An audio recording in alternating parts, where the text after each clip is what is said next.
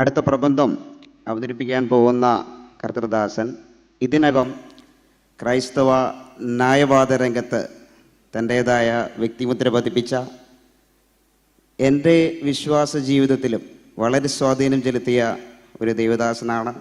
സമയമൊട്ടും കളയാതെ ഞാൻ എൻ്റെ കർത്തവ്യത്തിലേക്ക് കടക്കുന്നു. ഈ സെമിനാറിൽ വ്യത്യസ്തത പുലർത്തുന്ന ഒരു പ്രബന്ധമാണ് ശ്രീ ജെറി തോമസിൻ്റേത്. മിഷണറിമാർ ചെയ്ത നായർ ഈഴവ സാമൂഹിക ഉദ്ധാരണ പ്രവർത്തനങ്ങൾ എന്ന വിഷയത്തിലാണ് അദ്ദേഹം വിഷയം അവതരിപ്പിക്കുന്നത്.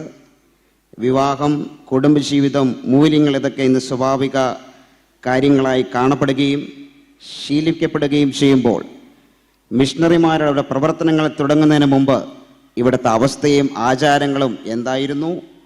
മിഷണറിമാർ ബൈബിളിൻ്റെ ആശയത്തിൽ നിന്നും പകർന്നു നൽകിയ മൂല്യങ്ങൾ എന്തൊക്കെയായിരുന്നു എന്നറിഞ്ഞാലേ ഈ സമൂഹം ഇന്ന് കാണുന്ന സമൂഹമായി എങ്ങനെ മാറിയെന്നും ആര് മാറ്റിയെന്നും അറിയാൻ കഴിയുകയുള്ളൂ. 50 മിനിറ്റ് നീണ്ട ഈ പ്രബന്ധം അവതരിപ്പിക്കുന്നതിന് കർത്തൃദാസൻ ജെറി തോമസിനെ ഈ വേദിയിലേക്ക് സ്വാഗതം ചെയ്യുന്നു. കൈയടിച്ച് നമുക്ക് അദ്ദേഹത്തെ സ്വാഗതം ചെയ്യാം. കർത്താവായ യേശു ക്രിസ്തുവിൻ്റെ ഏറ്റവും അതുല്യമായ നാമത്തിൽ എല്ലാവർക്കും എൻ്റെ സ്നേഹവന്ദനങ്ങളെ അറിയിക്കുകയാണ്. ഈ 2 ദിവസങ്ങളിലായിട്ട് വളരെയേറെ റിസർച്ചുള്ള പ്രബന്ധങ്ങൾ നമ്മൾ കേട്ട് കഴിഞ്ഞിരിക്കുകയാണ്.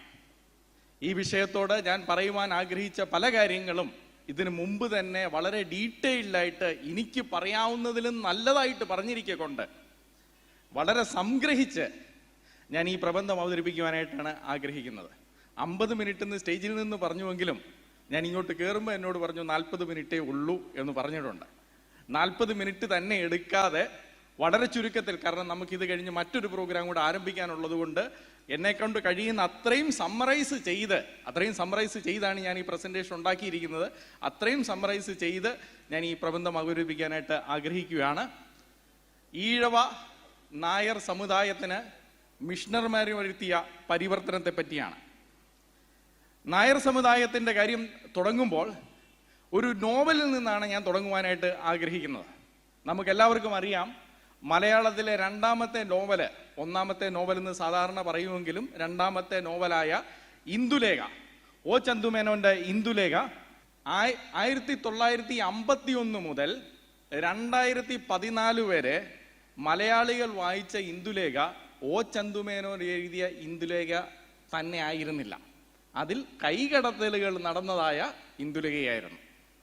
ഒ ചന്തുമേനോൻ എഴുതിയ ഇന്ദുലേഖയിലെ പല കാര്യങ്ങളും വെട്ടിത്തിരുത്തി കാര്യങ്ങൾ വേറൊരു രീതിയിൽ അവതരിപ്പിച്ച്, പ്രത്യേകിച്ച് 20ാം അധ്യായത്തിലെ പ്രസക്ത ഭാഗങ്ങൾ മുഴുവൻ വെട്ടിക്കളഞ്ഞതിന് ശേഷമാണ് 1951 മുതൽ 2014 വരെ കേരളത്തിലെ മലയാളികൾ ഇന്ദുലേഖ വായിച്ചത്.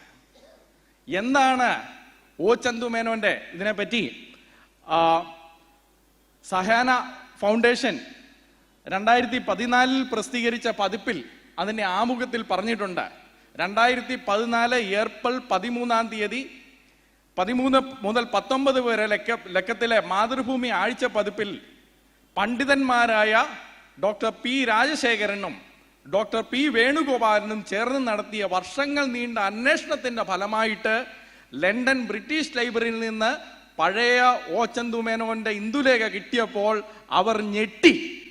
കാരണം ഇന്ന് നമ്മൾ വായിച്ചുകൊണ്ടിരുന്ന 2014 വരെ വായിച്ചുകൊണ്ടിരുന്ന ഇന്ദുലേഖ കൈകടത്തലുകൾ നടന്ന ഇന്ദുലേഖയാണ്.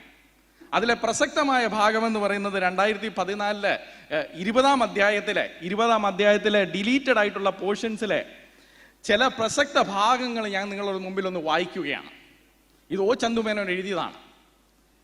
നിങ്ങളുടെ മനസ്സിന് നല്ല വെളിച്ചം വരണമെങ്കിൽ നിങ്ങൾ ഇംഗ്ലീഷ് തന്നെ പഠിക്കണം.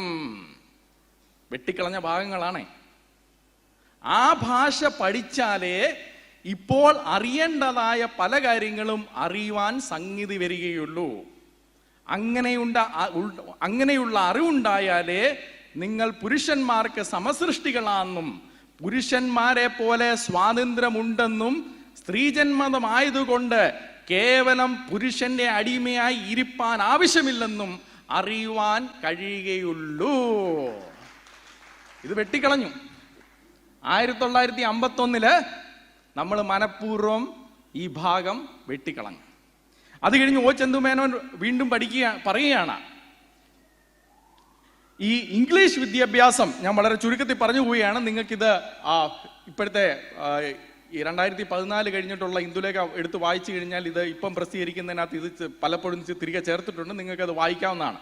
അദ്ദേഹം വീണ്ടും പറയുകയാണ്, പുരാതന വിദ്യാഭ്യാസം വേണ്ട എന്നല്ല ഞാൻ പറയുന്നത്, പക്ഷെ അത് പഠിച്ചത് കൊണ്ട് മാത്രം പ്രയോജനമില്ല. തിരിച്ചു ചിന്തിക്കണമെങ്കിൽ ഇന്ദുലേഖയെ പോലെ നമ്പൂതിരിമാരുടെ സംബന്ധം വേണ്ട എന്ന് പറയണമെങ്കിൽ ഇംഗ്ലീഷ് വിദ്യാഭ്യാസം കൊണ്ട് മാത്രമേ കഴിയുള്ളൂ എന്ന് ഒ ചന്തുമേനോൻ എഴുതി. അത് പക്ഷേ നവോത്ഥാനത്തെ പറ്റി പറയുന്ന, നായന്മാരുടെ നവോത്ഥാനത്തെ പറ്റി പറയുമ്പോൾ ഭാരത കേസരി എന്നൊക്കെ പറഞ്ഞ് നമ്മൾ NSSനെ ഒക്കെ ഇത് സമർപ്പിക്കുമ്പോൾ ഇത് ഒരു അൺകംഫർട്ടബിൾ ആയിട്ടുള്ള പാരഗ്രാഫാക്കാം അല്ലേ? നമ്മൾ പറയുന്നത് എന്താ? മന്നത്ത് പത്മനാഭൻ വന്നു കഴിഞ്ഞതിന് ശേഷമാണ് ഇത് മാറിയത്. മന്നത്ത് പത്മനാഭൻ വരുന്നതിന് എത്രയോ മുമ്പ് ഒ ചന്തുമേനോൻ അതിനെപ്പറ്റി എഴുതി. ഒ ചന്തുമേനോൻ എഴുതിയപ്പോൾ ഒ ചന്തുമേനോൻ പറഞ്ഞത് ഇത് മലയാളികൾക്ക്, നായർക്ക് പറഞ്ഞു കൊടുത്തത് ഇംഗ്ലീഷ് വിദ്യാഭ്യാസമാണ്. ആ ഇംഗ്ലീഷ് വിദ്യാഭ്യാസം കൊടുത്തത് ക്രൈസ്തവ മിഷണറിമാരാണ്. ഇവിടെ നായന്മാരെ പറ്റി 2 വാക്ക്. നായന്മാരെയോട് എനിക്ക് വളരെ സ്നേഹമുള്ളൊരു കൂട്ടമാണ്. നമ്മുടെ വെങ്കടേശ്വരർക്ക് നായർ സമുദായത്തിൽ നിന്ന് വന്നതാണ്. അതുകൊണ്ട് ഞാൻ ഈ പറയുന്ന ഒരു കാര്യങ്ങളും നായന്മാരോട് വിരോധം ഉണ്ടായിട്ട് പറയുന്നതല്ല. അങ്ങനെയാണെങ്കിൽ ഞാൻ വെങ്കടേശ്വരനെ വെറുക്കേണ്ടതായിട്ട് വരും. അദ്ദേഹം ആ സമൂഹത്തിൽ നിന്ന് വന്ന ഇന്ന് നമ്മുടെ ക്രൈസ്തവ വിശ്വാസിയാണ്. അതുകൊണ്ട് വളരെ സ്നേഹത്തോടു കൂടി തന്നെയാണ് പറയുന്നത്. നായന്മാരെന്ന് പറയുന്നത് ഹിന്ദു സമുദായത്തിൽ അവർ ശുദ്രന്മാരാണ്. അത് തെളിയിക്കേണ്ടതിന് വേണ്ടി അല്ല എന്ന് പറയുന്നത് സാധാരണ പറയുന്നത് കൊണ്ട് തെളിയിക്കേണ്ടതിന് വേണ്ടി ശങ്കരസ്മൃതിയെ പറ്റി നമുക്കറിയാം. ശങ്കരാചാര്യര് ഇതിനെപ്പറ്റി പറയുന്നത്, ശങ്കരാചാര്യര് പരമകാരുണ്യനായ ശങ്കരാചാര്യര് കേരളത്തിലെ ജനങ്ങൾക്ക് വേണ്ടി എഴുതി കൊടുത്ത ശങ്കരാസ്മൃതി എന്നാണ് പഴയ കാലത്ത് പറഞ്ഞുകൊണ്ടിരുന്നത്.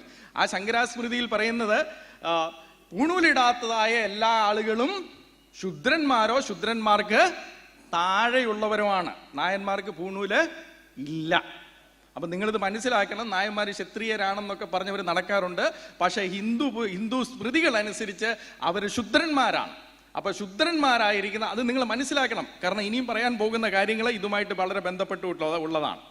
ഈ ശുദ്ധരായിരിക്കുന്നവർക്ക് അഭിസംബോധന ചെയ്യുമ്പോൾ പോലും, ഒരു നമ്പൂതിരിയുമായിട്ട് സംസാരിക്കുമ്പോൾ പോലും അടിയൻ എന്നൊക്കെ പറഞ്ഞല്ലാതെ ഞാനെന്ന് പറയാനായിട്ട് നായർക്കൊരിക്കലും അർഹതയില്ലായിരുന്നു.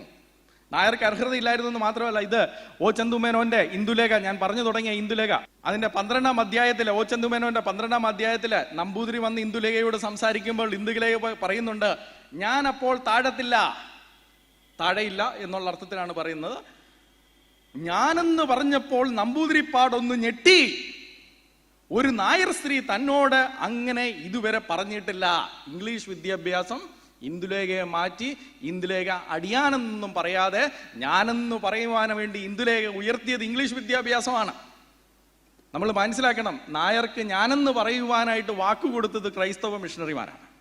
അല്ലെങ്കിൽ നായന്മാർ ഞാനെന്ന് പറയാൻ വേണ്ടി അർഹിക്കുന്നവര് അവരുടെ പ്രമാണപ്രകാരം അല്ല. ഈ നായർ സമുദായത്തെ പറ്റി പറയുമ്പോൾ അതാണ് എൻ്റെ വിഷയം, അതിലേക്ക് ഞാൻ കിടക്കുകയാണ്. അടുത്ത പെട്ടെന്ന് പറഞ്ഞു പോവുകയാണ്. ഏലംകുളം കുഞ്ഞമ്പിള്ള കേരളത്തിന്റെ ഇരുളടഞ്ഞ ഏടുകൾ പേജ് 159 മുതൽ 160 വരെയുള്ള ഇതിൽ പറയുന്നത്, നായർ സ്ത്രീകളെ ദേവദാസികളിൽ നിന്ന് ഭിന്നമായി നമ്പൂതിരിമാർ ഗണിച്ചിരുന്നില്ല. നായർ സ്ത്രീകൾ, നമുക്ക് ദേവദാസിമാരെ പറ്റി അറിയാം. ആ നായർ സ്ത്രീകൾ, പൊതുവെ നായർ സമുദായത്തിലെ സ്ത്രീകൾ ദേവദാസികൾക്ക് തുല്യമായിരുന്നു. ആര്? ക്രൈസ്തവ മിഷണറിമാർ കേരളത്തിലേക്ക് കടന്നു വരുന്നതിന് മുമ്പ് നായർ സ്ത്രീകൾ എന്ന് പറയുന്നവർക്ക് വിവാഹം എന്ന് പറയുന്ന, നമ്മൾ എന്ന് പറയുന്ന അർത്ഥത്തിൽ വിവാഹം അവർക്കില്ല.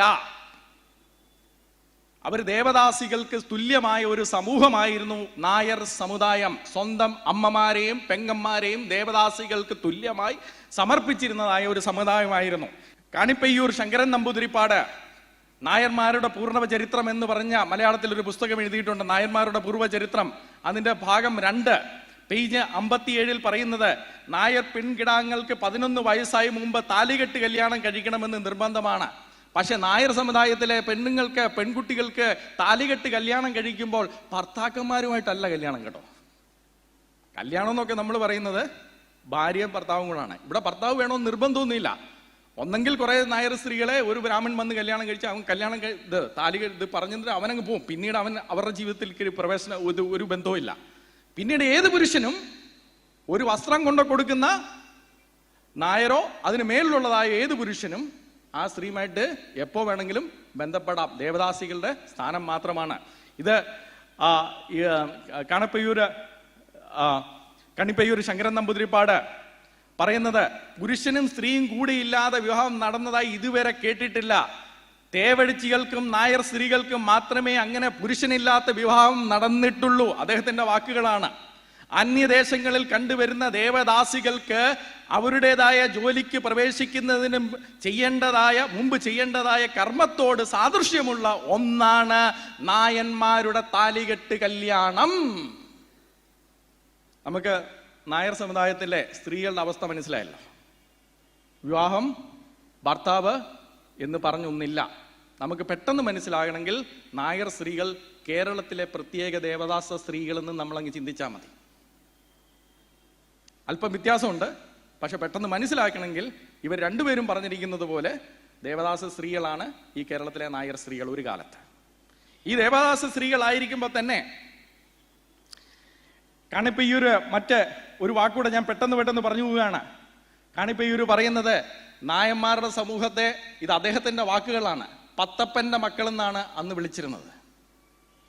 കാരണം ഒരു സ്ത്രീക്ക് ഒരു പുരുഷനുമായിട്ടല്ല ബന്ധം, അനേക പുരുഷന്മാരുമായിട്ട് ബന്ധമാണ്. 10ഉം 15ഉം പുരുഷന്മാരുമായിട്ട് ബന്ധമാണ്. അതുകൊണ്ട് കണിപ്പയ്യൂര് പറയുന്നത് അവരെ പത്തപ്പന്റെ മക്കളെന്ന് കളിയാക്കി വിളിച്ചിരുന്ന ഒരു കാലഘട്ടം കേരളത്തില് ഉണ്ടായിരുന്നു എന്ന് മാത്രമല്ല, കണിപ്പയ്യൂര് ശങ്കരൻ നമ്പൂതിരിപ്പാട് വീണ്ടും പറയുന്നത് പാർട്ട് 1 141 പറയുന്നത് നായന്മാരുടെ പഴയ ചരിത്രം എടുത്തു നോക്കുകയാണെങ്കിൽ അപ്പന്റെ പിതാവിന്റെ പേര് ഒരിക്കലും നായർക്ക് സ്വന്തം പേരിന്റെ കൂടെ വരത്തില്ല. എപ്പോഴും വരുന്നത് അമ്മയുടെ പേരോ അമ്മയുടെ വീട്ടുകാരുടെ പേരോ ആണ്. കാരണം കണിപ്പയ്യൂർ ശങ്കരൻ നമ്പൂതിരിപ്പാട് പറയുന്നത് എങ്ങനെയാണ് അപ്പന്റെ പേരിടുന്നത്. കാരണം ഒരമ്മയ്ക്ക് പിറന്ന അപ്പന്റെ പേരിടണമെങ്കിൽ ഒരമ്മയ്ക്ക് പിറന്ന 5 മക്കളുണ്ടെന്ന് വെക്കട്ടെ. ആദ്യത്തെ മകന് നമ്പൂതിരി എന്നും, രണ്ടാമത്തെ മകന് പിള്ളയെന്നും, മൂന്നാമത്തെ മകന് കുറുപ്പെന്നും, നാലാമത്തെ മകന് വാര്യരെന്നും ഒക്കെ പേരിടേണ്ടതായിട്ട് വരികയല്ലേ. അപ്പൊ ഒരു കുടുംബത്തിലെ അമ്മ പ്രസവിച്ച 5 മക്കൾക്ക് 5 അപ്പന്മാരുടെ പേരിടേണ്ട ഗതികേട് വരുന്നത് കൊണ്ടാണ് ഇവരെ പിതാവിന്റെ പേര് ഇടാതെ ഇരുന്നത്. ഇതാണ് നായന്മാരുടെ സ്ഥിതി. ഈ നായന്മാരുടെ സ്ഥിതി കണിപ്പയ്യൂർ നമ്പൂതിരിപ്പാട് മാത്രമല്ല, നമുക്കറിയാം ഈ കേരളം സന്ദർശിച്ച വിദേശികള് അവര് ആരായിരുന്നാലും അവരെല്ലാം ഡ്യൂററ്റ ബെർബോസിനെ പോലെയുള്ളവരെല്ലാവരും പറഞ്ഞിരുന്നത് ഇതേ സംഭവം തന്നെയാണ്. നായർ സമുദായത്തിലെ ധാർമ്മിക ജീവിതം ഇവരെ എല്ലാം ഞെട്ടലുളവാക്കിയതായ ഒരു അന്തരീക്ഷമാണ്. അതേപോലെ തന്നെ ക്രൈസ്തവ മിഷണറിയായ അഗസ്റ്റ എം ബ്ലാൻഫോർഡ് നമുക്കറിയാം. ഫോർട്ട് മിഷൻ സ്കൂള്, തിരുവനന്തപുരത്തെ ഫോർട്ട് മിഷൻ സ്കൂളിൽ അനേക രാജകുമാരിമാരെ, സമൂഹത്തിലെ ഉന്നതരായവരെ പഠിപ്പിച്ചതായ വിദ്യാലയത്തിലെ പ്രധാന അധ്യാപികയായിരുന്ന അഗസ്റ്റ ബ്ലാൻഫോർഡ് ചെയ്യുന്നത് ഈ നായന്മാരുടെ ഇത് ഞെട്ടലുണ്ടാക്കുന്നതാണ്. ഇറ്റ്സ് റിവോൾട്ടിങ് എന്നാണ് പറഞ്ഞിരിക്കുന്നത്. ഈ ഒരു ചോദ്യത്തിൽ ഞാൻ ആദ്യമേ നായന്മാരുടെ മാത്രമേ പറയാൻ കഴിയുള്ളെങ്കിൽ ഞാനത് പറഞ്ഞു തീർക്കുവാൻ വേണ്ടിയാണ് കഴിയുന്നത്. ഈഴവരുടെ മറ്റൊരു സാഹചര്യത്തിലാണെങ്കിലും പറയാം. ഇവിടെ നമ്മൾ പ്രസക്തമായ ഒരു ചോദ്യം എന്ന് വെച്ച് കഴിഞ്ഞാൽ, നായന്മാരിത് അവരെ അടിച്ചേൽപ്പിച്ചതായിരുന്നോ അതോ അവർ സന്തോഷത്തോടെ സ്വീകരിച്ചതായിരുന്നു? നമ്മൾ അടിമകളുടെയൊക്കെ കാര്യം പറയുമ്പോൾ നമുക്കറിയാം അതവരെ അടിച്ചേൽപ്പിച്ചതാണ്. എന്നാൽ നായന്മാരെ സംബന്ധിച്ചോളം അടിച്ചേൽപ്പിച്ചു, ആയുധം കൊണ്ടും ബലം കൊണ്ടും അവരെ അടിച്ചേൽപ്പിച്ചു എന്ന് പറയുന്നത് തെറ്റാണ്. അതല്ല, അവരെ ഹിന്ദുധർമ്മം എന്ന് പറഞ്ഞ് ബ്രെയിൻ വാഷ് ചെയ്ത് അവർ സ്വയമേ ഏറ്റെടുത്ത സംഭവമാണ്. അത് തെളിയിക്കേണ്ടതിന് വേണ്ടി കണിപ്പയ്യൂർ ശങ്കരൻ നമ്പൂതിരിപ്പാടും തന്നെ എഴുതിയിരിക്കുന്നതായ നായന്മാരുടെ പൂർവ്വ ചരിത്രം പാർട്ട് 1 പേജ് 181 അദ്ദേഹം പറയുന്നത് മരുമക്കത്തായത്തിൽ യാതൊരു വെറുപ്പും അക്കാലത്തുണ്ടായിരുന്നില്ലെന്ന് തെളിയുന്നുണ്ടല്ലോ. പാശ്ചാത്യ സമ്പർക്കം കൊണ്ട് ഇന്ത്യയിൽ എന്ന പോലെ അതിൻ്റെ ഭാഗമായി കേരളത്തിന്റെ പരിസ്ഥിതിയിൽ വലിയതായ മാറ്റം വന്നു. ആ കൂട്ടത്തിൽ നായന്മാർക്ക് മരുമക്കത്തായം ഇഷ്ടമില്ലാതെയായി. അന്നേ വരെ ക്രൈസ്തവ മിഷണറിമാര് പാശ്ചാത്യർ ഇവിടെ വരുന്നതും വരെ നായന്മാർക്ക് ഇതിൽ യാതൊരു പ്രശ്നവും ഉണ്ടായിരുന്നില്ല. അതിന് വേറെ 2 തെളിവുകളിലൂടെ തരാം. പെട്ടെന്ന് ഞാൻ പറഞ്ഞു പോവുകയാണ്. ക്ഷത്രിയരുടെ കാര്യം എടുക്കുക. അക്കാലത്തെ ക്ഷത്രിയർ ഇന്ത്യയിൽ, കേരളത്തിൽ വളരെ കുറവാണ്. നമുക്ക് എന്താ പറയുക, 1000-ങ്ങളിലും 10,000-ങ്ങളിലും എണ്ണാനുള്ള ആളുകളെ ക്ഷത്രിയന്മാരായിട്ടുള്ളൂ. പക്ഷേ ഈ ക്ഷത്രിയർക്ക് ഒരു പ്രത്യേകത ഉണ്ടായിരുന്നു. ക്ഷത്രിയ സ്ത്രീകളെയും ബ്രാഹ്മണർ വന്ന് അവരുമായിട്ട് ശയിക്കണമെന്നായിരുന്നു ക്ഷത്രിയന്മാരുടെയും ആഗ്രഹം. ഇത് പലപ്പോഴും കാണപ്പിയൂർ നമ്പൂതിരിപ്പാട് പറയുന്നത്, ശങ്കരൻ നമ്പൂതിരിപ്പാട് പറയുന്നത്, നമ്പൂതിരിമാർക്ക് ഇത് ഇഷ്ടമല്ലായിരുന്നു. നമ്പൂതിരിമാർക്ക് ഇത് ഇഷ്ടമല്ലാതിരുന്നിട്ട് കൂടി ക്ഷത്രിയന്മാരുടെ നിർബന്ധപ്രകാരം അവർ വരികയും ക്ഷത്രിയന്മാർ ഈ നമ്പൂതിരിമാർക്ക് കാശ് കൊടുക്കുമായിരുന്നു, മാസ ശമ്പളം കൊടുക്കുമായിരുന്നു. അങ്ങനെയൊക്കെ കൊടുത്താണ് ഇവരെ വീണ്ടകത്ത് വലിച്ചു കയറ്റുന്നത്. അപ്പൊ നമ്മള് അടിച്ചേൽപ്പിച്ചു എന്നൊക്കെ പറയുമ്പോൾ നമ്മളൊരു മനസ്സിലാക്കിയിരിക്കണം, അടിച്ചേൽപ്പിക്കുന്ന ഈ അടിമകളെ അടിച്ചേൽപ്പിച്ച രീതിയിലല്ല ഇത് ഒരു ഉപദേശത്തിന്റെ അടിച്ചേൽപ്പിക്കലാണ്. അതെങ്ങനെയാണെന്നുള്ളത് പറയാൻ വേണ്ടിയാണ് ഞാനിത് പറയുന്നത്. ഇത് നമ്മൾ ചിന്തിച്ചിരിക്കേണ്ട കാര്യം, ഇത് ബ്രാഹ്മിൺസ് അക്കാലത്ത് ചിന്തിച്ചിരുന്നത് അവർ ചെയ്ത ഒരു വലിയ സൽക്കർമ്മമായിട്ടാണ്. ഞാൻ ആദ്യം പറഞ്ഞു, ക്ഷത്രിയർ വിളിച്ചേൽപ്പിക്കുകയാണ്, നായന്മാരും ആക്ച്വലി സ്വീകരിക്കുകയാണ്. നായന്മാർക്കും ഇത് അഭിമാനകരമായ ഒരു കാര്യമായിരുന്നു അക്കാലത്ത്. ബ്രാഹ്മിൺസ് ഇത് ചെയ്യുമ്പോൾ, മറ്റ് നായർ കുടുംബത്തിലേക്കൊക്കെ പോകുമ്പോൾ അവരെന്തോ ദാനധർമ്മം ചെയ്യുന്ന മാതിരിയായിരുന്നു എന്നുള്ളതാണ് 19-ാം നൂറ്റാണ്ടിലെ കേരളം പി ഭാസ്കരൻ ഉണ്ണി പേജ് 478 അദ്ദേഹം നമ്പൂതിരിമാരെ കോട്ട് ചെയ്തുകൊണ്ട് പറയുന്നത്, അദ്ദേഹത്തിന്റെ വാക്കുകളായിട്ടല്ല, അദ്ദേഹം ഇതൊരു കൊട്ടേഷനാണ് ഉപയോഗിക്കുന്നത്. പറയുന്നത്, മറ്റു ജാതി സ്ത്രീകളോടാവട്ടെ കേരള ബ്രാഹ്മൺ സൗജന്യ ബുദ്ധിയോടെ ഉദാരമായി കൈക്കൊണ്ട ഒരു നടപടിയായേ മേൽപ്പറഞ്ഞ സഹകരണ വട്ടങ്ങളെ കാണാനായിട്ട് കഴിയുകയുള്ളൂ. മറ്റു ജാതിക്കാരോട് നമ്പൂതിരി സംബന്ധത്തിന് പോകുന്നത് നമ്പൂതിരിയുടെ ഒരു വിശാല മനസ്സിന്റെ അടിസ്ഥാനത്തിൽ മാത്രമാണ്. ഇത്രയും പറയുമ്പോൾ നമുക്കൊരു സംശയം തോന്നി, ഈ പറയുന്നതൊക്കെ എങ്ങനെ യുക്തിക്ക് യോജിക്കുന്നത്, അല്ലേ? ഈ പറയുന്നതൊക്കെ എങ്ങനെയാണ് യുക്തിക്ക് യോജിക്കുന്നത്? അവിടെയാണ് ഹിന്ദു ധർമ്മം, സനാതന ധർമ്മം എന്താണെന്ന് നമ്മൾ മനസ്സിലാക്കേണ്ടത്. ഇതിൻ്റെ വേറെയും കൊട്ടേഷൻസ് ഉണ്ട്. അടുത്ത ഒരു കൊട്ടേഷനൂടെ കാണിക്കാൻ ഞാൻ ആഗ്രഹിക്കുകയാണ്. അതിൻ്റെ അടുത്ത് ഇത് RSSന്റെ ഗുരുവന്യനായ ഗുരു ഗോൽവാക്കർ, ഇദ്ദേഹത്തെ പൂജിച്ചാണ് ഇന്ന് അനേക നായന്മാര്, നമ്മുടെ നാട്ടില് അനേക നായന്മാര് RSS ശാഖകളിലേക്ക് പോയിട്ട് ഇദ്ദേഹത്തിന്റെ ഫോട്ടോയ്ക്ക് മുമ്പിൽ തിരികുത്തി ചെയ്യുന്നതാണ്. ഇദ്ദേഹം നായന്മാരെ പറ്റി പറഞ്ഞിരിക്കുന്നു, ഒന്ന് കേട്ടോണം നായന്മാരെ. ഇദ്ദേഹം പറയുന്നത്, ക്രോസ് ബ്രീഡിങ് പാശ്ചാത്യര് മൃഗങ്ങളുടെ അടുക്കൽ മാത്രമേ ക്രോസ് ബ്രീഡിങ് ചെയ്തിട്ടുള്ളൂ. പക്ഷേ നമ്മുടെ പൂർവ്വപിതാക്കന്മാർ നമ്പൂതിരിമാർ, കേരളത്തിലേക്ക് പോയ നമ്പൂതിരിമാർ ഉദാരമായി ക്രോസ് ബ്രീഡിങ് ചെയ്തിരുന്നു. ക്രോസ് ബ്രീഡിങ് നായരും നമ്പൂതിരിയും കൂടെ ചെയ്യുന്നത് ക്രോസ് ബ്രീഡിങ് ആവും. ക്രോസ് ബ്രീഡിംഗ് ആയിട്ടാണ് ഗോൽവാക്കർ പറഞ്ഞിരിക്കുന്നത്.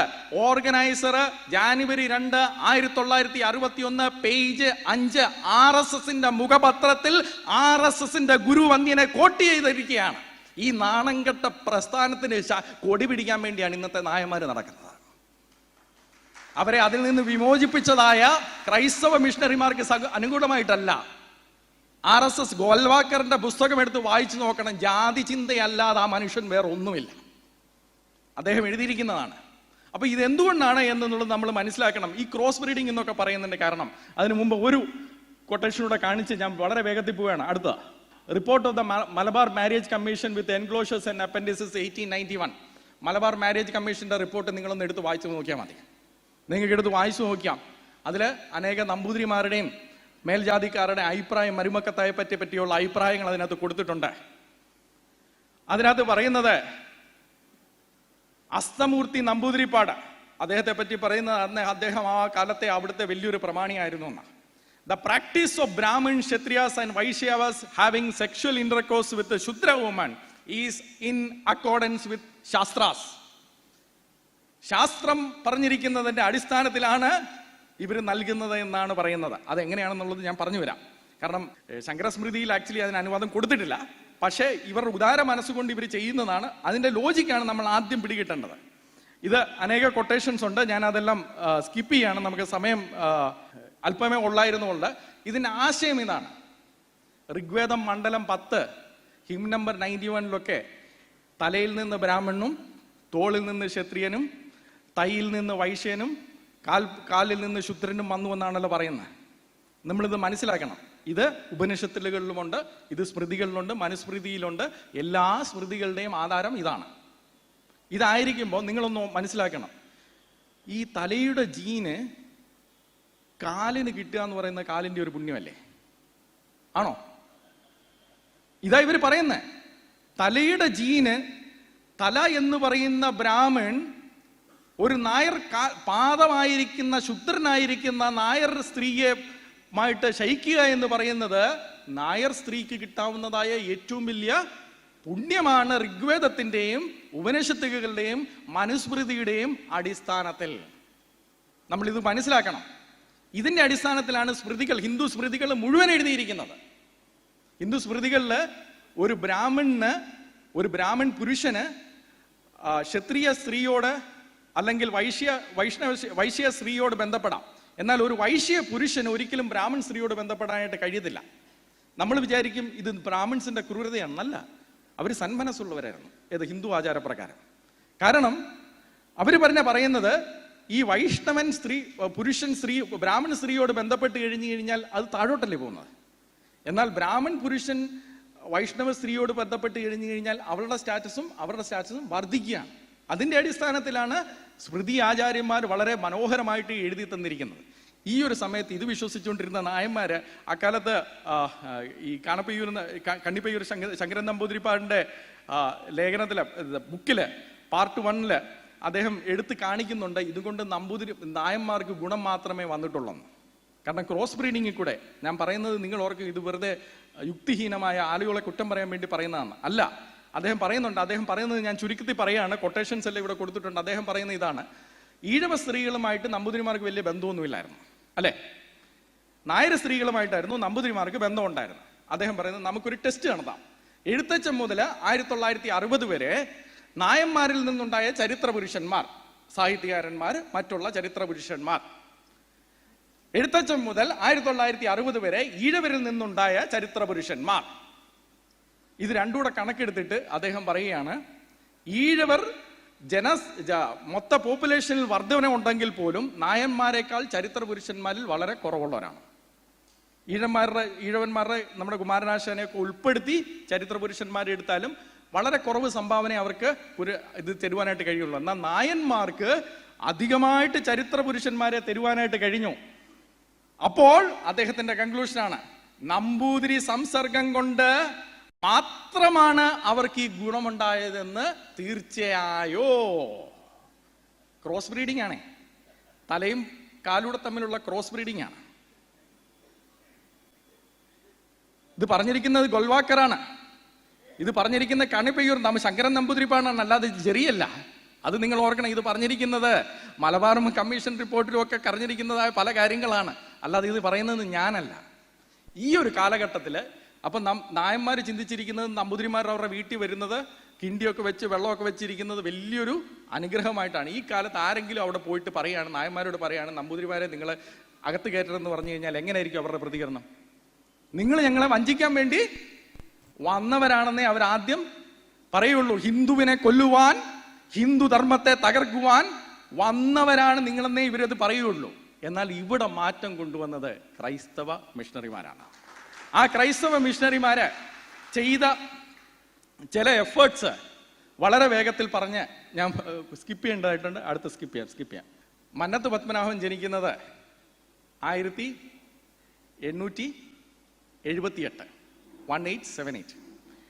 എന്നാൽ ഈ നായന്മാരുടെ ഈ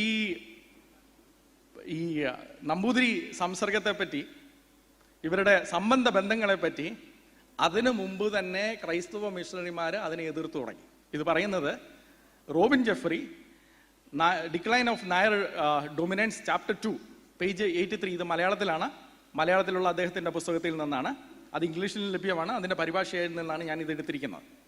അദ്ദേഹം പറയുന്ന 1850 എന്ന് പറഞ്ഞാൽ മന്നത്ത് പത്മനാഭൻ ജനിക്കുന്നതിന് 28 വർഷം മുമ്പ് ഈ നാട്ടിലെ ക്രൈസ്തവ മിഷണറിമാർ ഇവിടുത്തെ സിറിയൻ ക്രിസ്ത്യൻസിനെ പ്രത്യേകമായിട്ട് പഠിപ്പിക്കുകയും അവരിൽ നിന്ന് ചാണ്ടി എന്ന് പറഞ്ഞതായ ഒരു സുവിശേഷകൻ നായർ സമൂഹത്തിലേക്ക് കടന്നു ചെന്ന് നമ്പൂതിരിമാരുമായിട്ടുള്ള നിങ്ങളുടെ ഈ ബന്ധം അവസാനിപ്പിക്കണമെന്ന് ഈ ചാണ്ടി സുവിശേഷകൻ പ്രസംഗിച്ചിരുന്നു.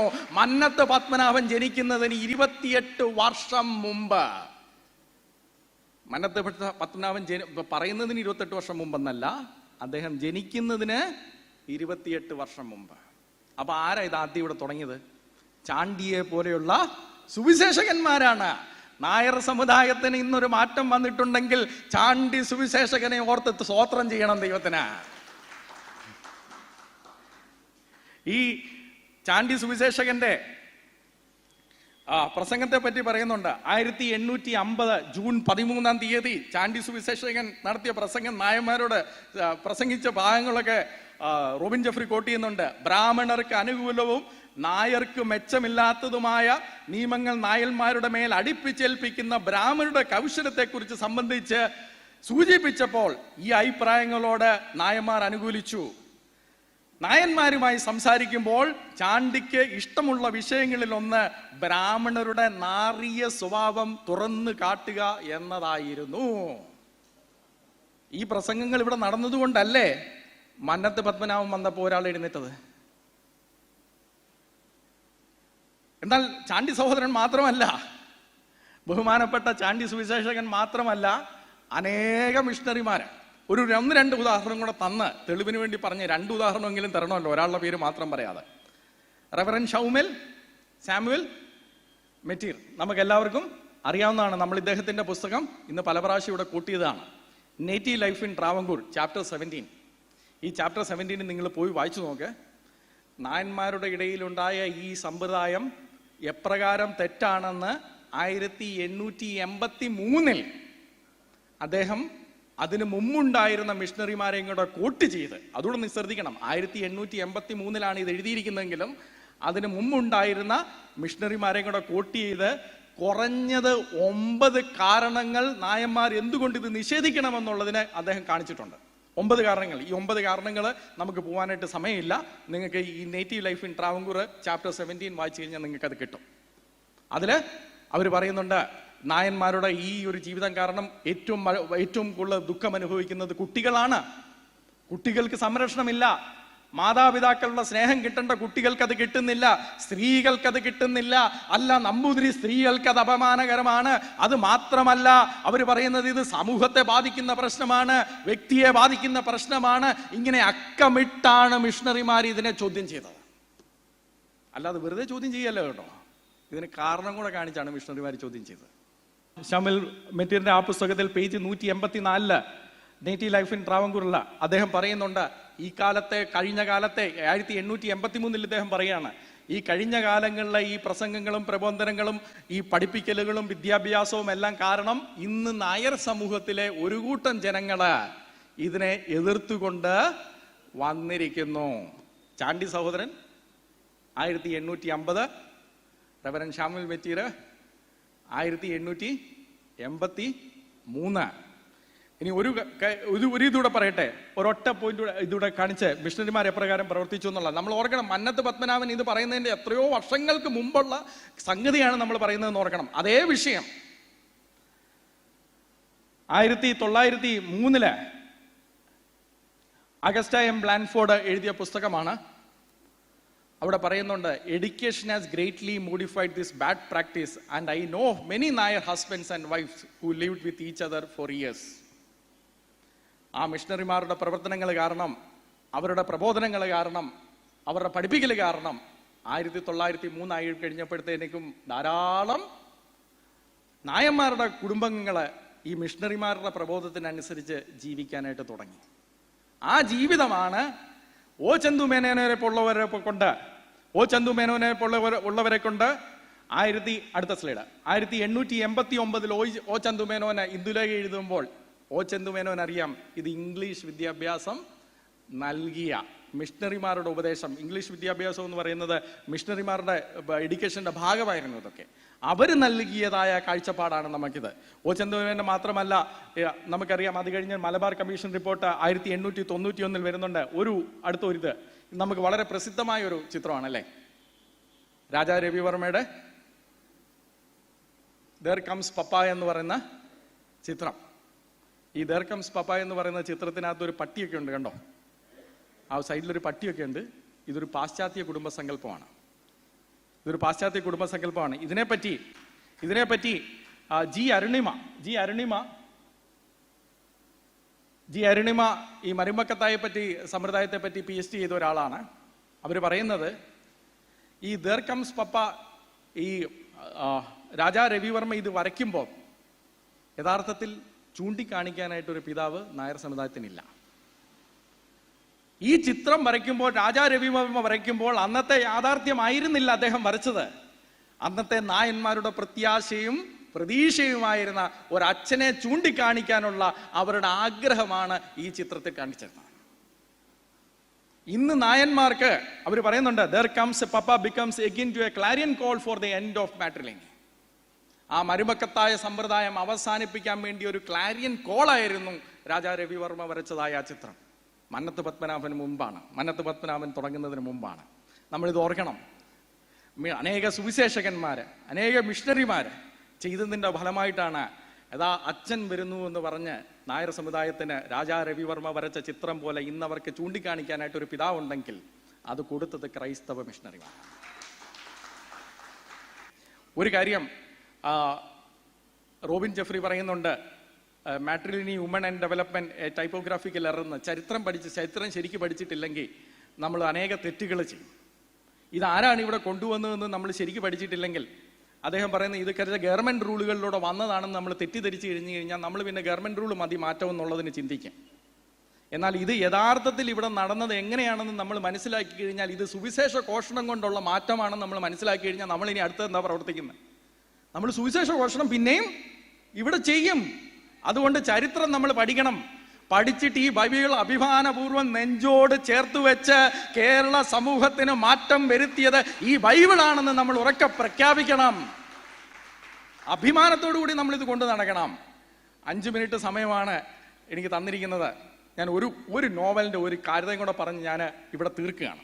ഈഴവരുടെ കാര്യത്തിൽ ഡീറ്റെയിലേക്ക് പോകാൻ ആഗ്രഹിക്കുന്നില്ല. പക്ഷെ ഒരു നോവൽ O ചന്തു മേനോന്റെ ഇന്ദുലേഖയാണ് തുടങ്ങിയിരിക്കുന്നെങ്കിൽ അടുത്ത ഒരു നോവലിനെ പറ്റി പാത്രം പറഞ്ഞ് എന്നോട് അല്പം ക്ഷമിക്കുമെന്ന് ഞാൻ വിചാരിക്കുന്നു. അടുത്തത് ഇദ്ദേഹത്തെ എത്ര പേർക്കറിയാം?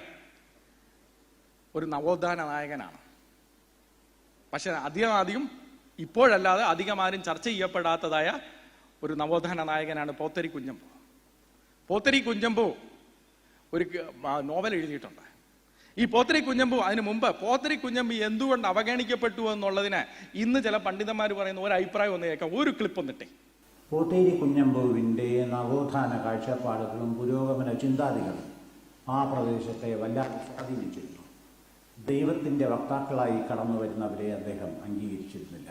പോത്തേരി കുഞ്ഞമ്പു ഒരിക്കലും സന്യാസ സ്ഥാപനങ്ങളെയോ സന്യാസിമാരെയോ അംഗീകരിച്ചിരുന്നില്ല. അതുകൂടിയാവാം ഒരുപക്ഷെ ശ്രീനാരായണ പ്രസ്ഥാനത്തിൻ്റെയൊക്കെ വക്താക്കളായ കണ്ണൂർക്കാർക്ക് പോലും പോത്തേരി ഒരു ദൈവനിഷേധിയായിരുന്നു, അല്ലെങ്കിൽ ഒരു നിഷേധി എന്ന രീതിയിൽ അദ്ദേഹത്തെ ചിത്രീകരിക്കുകയും പലപ്പോഴും നമസ്കരണത്തിന് കാരണമായിട്ട് ഇവർ പറയുന്നത് പോത്തേരി കുഞ്ഞമ്പു സന്യാസികളെയോ സന്യാസ സമൂഹങ്ങളെ അംഗീകരിച്ചിരുന്നില്ല. അതുകൂടിയാകാം പോത്തേരി കുഞ്ഞമ്പുവിനെ തള്ളിക്കളയാനായിട്ടുള്ള മനഃപൂർവ്വം വിസ്മരിക്കാനായിട്ടുള്ള കാരണമെന്ന്. അതായിരിക്കാം. ഞാൻ പറയുന്നത് മറ്റൊരു കാരണം കൂടിയാണ്. പോത്തേരി കുഞ്ഞമ്പുവിൻ്റെ സരസ്വതി വിജയം എന്ന് പറഞ്ഞ നോവലുണ്ട്. സരസ്വതി വിജയൻ നോവൽ നിങ്ങൾ വായിച്ചു കഴിഞ്ഞാൽ അതൊരു ക്രിസ്ത്യൻ അപ്പോളജറ്റിക്സ് ബുക്കാണ്. വായിക്കണം, നമ്മളത് വായിക്കണം. ആ പുസ്തകം എല്ലാ ഈഴവ കുടുംബത്തിനും നമ്മൾ എത്തിച്ചു കൊടുക്കണം. പോത്തരി കുഞ്ഞമ്പു എഴുതിയല്ലേ, നമ്മൾ എഴുതിയല്ലോ. അതില് അദ്ദേഹം പറയുന്നത് ക്രൈസ്തവ ആലോചനയുടെ നിസ്തുല്യതയാണ്. കൊട്ടേഷൻ എടുത്ത് അദ്ദേഹം ബൈബിളിന്റെ നിസ്തുല്യതയാണ് പറയുന്നത്. ബൈബിൾ സമർപ്പിക്കുന്ന ഉപദേശത്തിന്റെ നിസ്തുല്യതയാണ് അത് പറയുന്നത്. അതിലേക്ക് കടക്കുവാനായിട്ട് എനിക്ക് സമയമില്ല. പോത്തരി കുഞ്ഞമ്പുവിന്റെ ഈ നോവൽ ഇംഗ്ലീഷിലേക്ക് ട്രാൻസ്ലേറ്റ് ചെയ്യുകയും പഠനം ചെയ്യുകയും ചെയ്ത പ്രൊഫസർ ദിലീപ് മേനോന് ദ ബ്ലൈൻഡ്നെസ് ഓഫ് ഇൻസൈറ്റ് എന്ന പുസ്തകത്തിൽ പറയുന്നത്, പോത്തരി കുഞ്ഞമ്പു സരസ്വതി വിജയം എഴുതിയതിനു ശേഷം അടുത്തൊരു പുസ്തകം എഴുതി, തീയർ എന്ന് പറഞ്ഞ്. ആ തീയറിനകത്ത് അദ്ദേഹം പറഞ്ഞു, എല്ലാ തീയരും ക്രൈസ്തവ വിശ്വാസികളായി മാറണം. പോത്തേരി കുഞ്ഞമ്പുവിന്റെ സരസ്വതി വിജയം ബൈബിളിന്റെ ഉപദേശം കേരളത്തിൽ പ്രചരിപ്പിക്കുവാൻ വേണ്ടിയായിരുന്നുവെങ്കിൽ അടുത്ത വിധിൽ പോത്തരി കുഞ്ഞമ്പ് പറഞ്ഞു, ഈഴവർ അല്ലെങ്കിൽ തീയർ വ്യത്യാസമുണ്ട്, തീയർ സമുദായം മുഴുവൻ ക്രൈസ്തുവിനെ അംഗീകരിച്ച് ക്രൈസ്തവരായിട്ട് മാറണം. പോത്തരി കുഞ്ഞമ്പുവിന്റെ ആ നോവലിന് ആദ്യത്തെ അധ്യായം മുതൽ ഞാൻ 1-2 കാര്യങ്ങൾ മാത്രം കാണിച്ച് ഈഴവ സമുദായത്തിലേക്ക് പോകുന്നില്ല. എന്നാൽ ഈ നോവലിന്റെ പ്രത്യേകത മാത്രം കാണിച്ച് നിർത്തുവാനായിട്ടാണ് ആഗ്രഹിക്കുന്നത്. 1-ാം ചാപ്റ്ററിൽ തന്നെ 1-ാം ചാപ്റ്റർ അതിൽ തന്നെ അദ്ദേഹം പറയുന്നുണ്ട്, ക്രിസ്ത്യാനികളും ഹിന്ദുക്കളും തമ്മിലുള്ള വ്യത്യാസം. വേദിക് ബ്രാഹ്മൺ, വേദങ്ങളെ ഫോളോ ചെയ്യുന്ന ബ്രാഹ്മൺ പുലയ സമുദായത്തെ മ്ലേച്ഛനെന്ന് കരുതുമ്പോൾ ബൈബിൾ വിശ്വസിക്കുന്നതായ ക്രിസ്ത്യാനികൾ അവരെ സഹോദരന്മാരായിട്ട് സ്വീകരിക്കുകയാണ്. അത് കഴിഞ്ഞ് പോത്തരി കുഞ്ഞമ്പു സ്വപ്നം കാണുന്നതായ ഒരു ദർശനമുണ്ട്. കേരളത്തിന്റെ ഭാവിയെ പറ്റി ദർശനം കാണുന്നതായ ഒരു ദർശനമാണ് ഈ സരസ്വതി വിജയം എന്ന് പറയുന്നത്. അതിന്റെ അവസാനം അതിന് വില്ലന്മാരില്ല, അതിന് പരാജയപ്പെടുന്ന വില്ലന്മാരില്ല. അതിലെ അവസാനം നമ്പൂതിരിയും പുലയരും എല്ലാവരും ഒരു ടേബിളിന്റെ അരികെ കൂടി വരികയാണ്. ആദ്യമേ ഒരു നമ്പൂതിരി ഒരു പുലയനെ കൊന്നുവെന്ന് പറഞ്ഞാണ്, നമ്പൂതിരിയുടെ കൂട്ടത്തിലുള്ള ഒരാൾ ഈ പുലയനെ കൊന്നുവെന്ന് പറഞ്ഞാണ് ഈ നോവൽ തുടങ്ങുന്നത്. അവസാനം ആ പുലയൻ മരിച്ചിട്ടില്ല. ആ പുലയനെ മിഷണറിമാർ വീണ്ടും അവിടുന്ന് എടുത്ത് അവനെ വിദ്യാഭ്യാസം പഠിപ്പിച്ച് യേശുദൻ എന്നുള്ള പേര് കൊടുത്ത്, യേശുദാസൻ എന്നുള്ള പേര് കൊടുത്ത് അദ്ദേഹം ജഡ്ജിയായിട്ട് വരികയാണ്. ആ ജഡ്ജിയായിട്ട് വന്ന് ഒരു 15 വർഷത്തിന് ശേഷം ഈ നമ്പൂതിരിയെ വിചാരണയ്ക്ക് കൊണ്ടുവരുമ്പോൾ ഇവനെ എടുത്തു വളർത്തിയതായ മിഷണറിയും അവിടെ പ്രവേശിച്ചിട്ട് പറയും, ആ പുലയൻ മരിച്ചിട്ടില്ല, ആ പുലയനാണ് ഈ ജഡ്ജി. ആ പുലയൻ ജഡ്ജിയാണെന്ന് മാത്രമല്ല, ഇതിന്റെ ഇടയ്ക്ക് നമ്പൂതിരിയുടെ മകളും കൊച്ചുമകളും ബഹിഷ്കരിക്കപ്പെട്ടു. ഇന്ന് നമ്മുടെ പാസ്റ്റർ ജെയ്സ് പടനാട് പറഞ്ഞ പോലെ സ്മാർത്ഥ വിചാരമൊക്കെ കഴിഞ്ഞ സാധനം എന്നൊക്കെ പറഞ്ഞ് അവരെ ഇറക്കി വിട്ടു. മിഷണറിമാർ അവരെയും എടുത്തു. ആ നമ്പൂതിരിയുടെ കൊച്ചുമകളെയാണ് ഇന്ന് ഈ പുലയൻ കല്യാണം കഴിച്ചിരിക്കുന്നത്. നമ്പൂതിരിയുടെ മകളെ വീണ്ടും വേറൊരു നമ്പൂതിരി സ്വീകരിക്കുകയാണ്. ആ നമ്പൂതിരി സ്വീകരിക്കുന്നതിന് മുമ്പ് ഏറ്റവും അവസാനത്തെ സ്ലൈഡിലേക്ക് പോകാം, നമുക്ക് സ്കിപ്പ് ചെയ്യാം.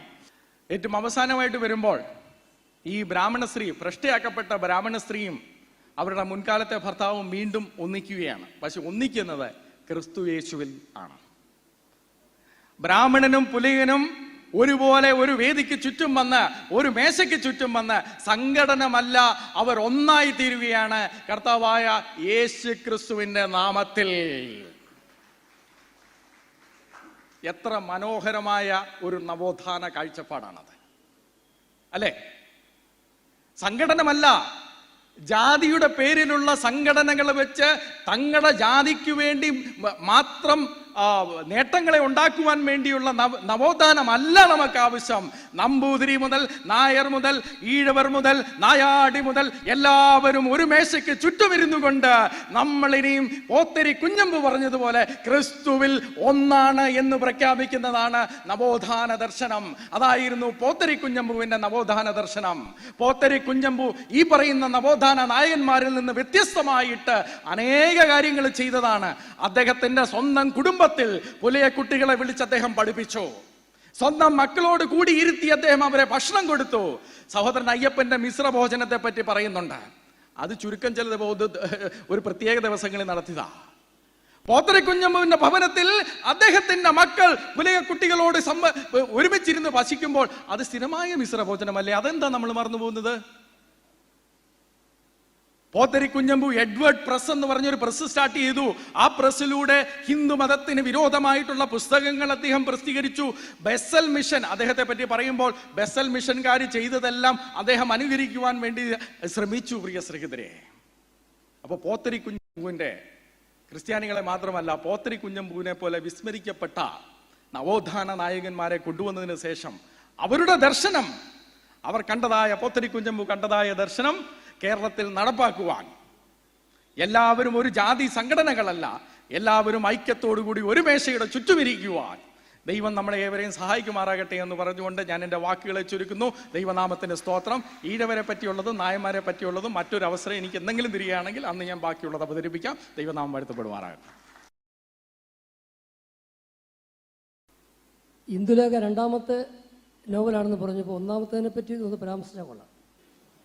ഇതാണ് മലയാളത്തിലെ ഒന്നാമത്തെ നോവല്, ആർച്ച് ഡീക്കൻ കോശിയുടെ പുല്ലേലി കുഞ്ചു. ആരാണ് പബ്ലിഷ് ചെയ്തതെന്നൊരു ചോദ്യം കൂടി വന്നിട്ടുണ്ട് ഇവിടെ. ഇപ്പൊ ഇത് ചിന്ത പബ്ലിക്കേഷൻസ് പബ്ലിഷ് ചെയ്തിട്ടുണ്ട്. ഇന്നലെ നമ്മളോട് പ്രസംഗിച്ചതായ ഡോക്ടർ സനൽ മോഹൻ ഇതിനെപ്പറ്റി ഒരു പഠനക്കുറിപ്പ് കൂടി ചേർത്താണ് ചിന്ത പബ്ലിക്കേഷൻസ് ചെയ്തിരിക്കുന്നത്. വായിക്കാമെങ്കിൽ ഇതും വളരെ നല്ല നോവലാണ്. സരസ്വതി വിജയം പോലെ തന്നെ ക്രൈസ്തവ ദർശനം പ്രചരിപ്പിക്കുന്നതായ മലയാളത്തിലെ ആദ്യത്തെ നോവലാണ്.